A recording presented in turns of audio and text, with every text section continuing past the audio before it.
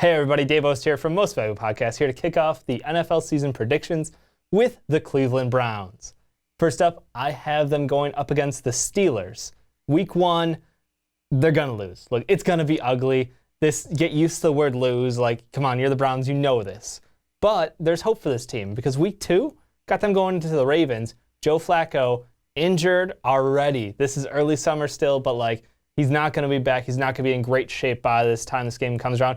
You got a chance to steal one here early on, and I like your odds there.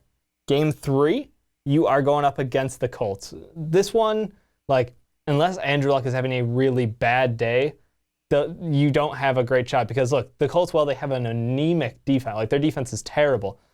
I don't know where you guys will be at early on in the season. You got a lot of young pickups on your defense.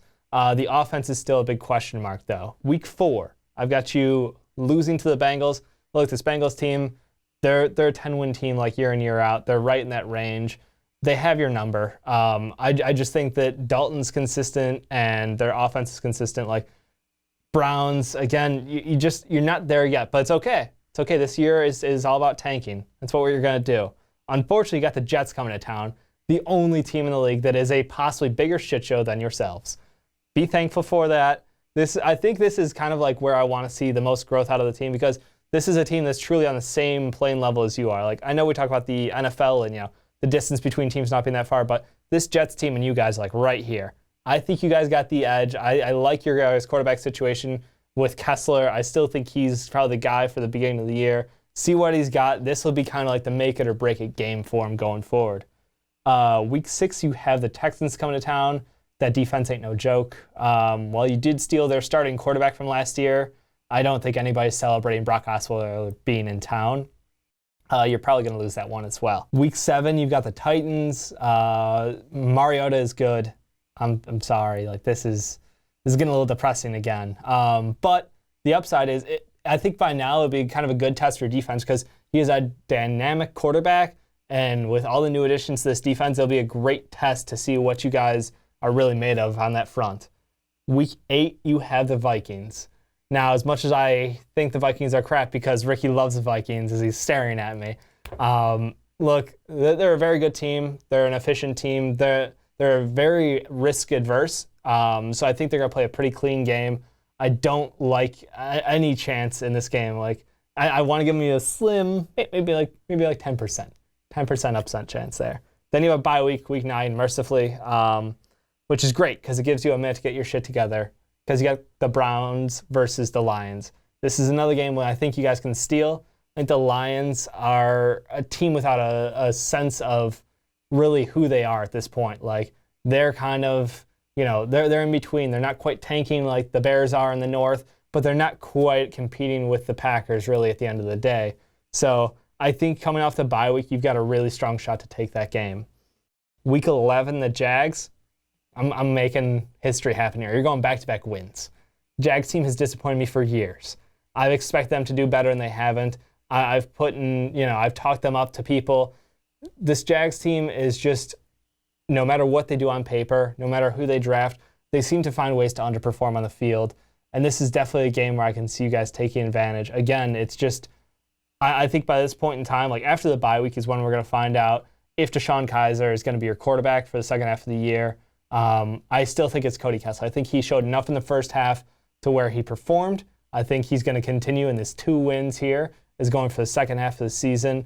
That kind of cements him in there as your guy right now. Then you have week 12. Bengals again. They're a very good team.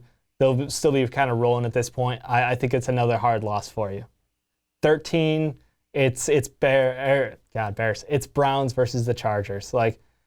Phillip Rivers, if healthy, this team's going to roll you. It's going to be 400 yards of offense. And again, don't get discouraged by this because, again, Browns fans, you are still rebuilding. I know that's probably not going to make you feel a ton better, but there's light at the end of this tunnel because you've got a lot of young talent. You have one of the best offensive lines in the league, so at least your quarterback should stay healthy.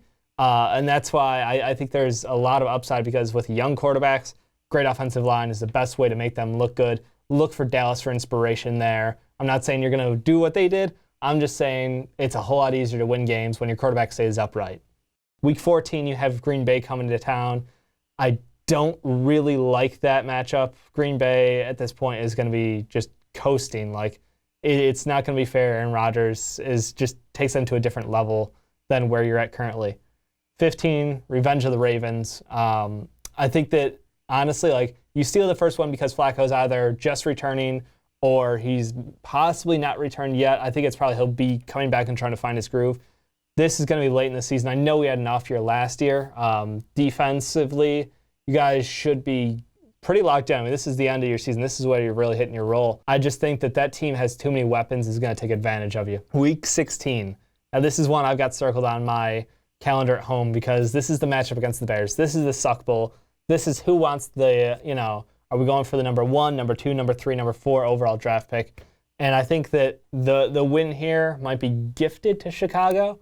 I think that while they are by no means a leaps and bounds ahead of you team, I think they've got a lot of pieces, and it depends a lot on Trubisky. Like, if he sees the field by this point in the season, or if they're gonna, ride along. But I just think that Cleveland is probably not going to take this game. I think the Bears, I like their front seven. I think that even though you have a great offensive line, like I said, this is going to be a close game, but it's going to go to the Bears' way. And then week 17 against the Steelers. It's the Steelers. They have one of the best offenses in the league. They've got amazing weapons with Roethlisberger. Like, it's not going to be a pretty season. I've got you at 4-12 to wrap it up. I honestly think that there will be signs of improvement. There will be growth, and that's all you're looking for. You don't need win column, really to show you the growth as a Browns fan. Like, you need to see player progression. That's the biggest thing, is if all of these draft picks start turning into guys who actually, are going to own their positions, they walk in day one and take that spot, that's awesome. That's where you want to see. And, if you get a shot at Darnold, all the better. And thanks for watching. Be sure to leave a comment down below. Let me know what you guys think, whether I'm right on or whether I'm way off on these. I love to hear your guys' comments. And be sure to stay tuned for all of our NFL season predictions throughout the month of August.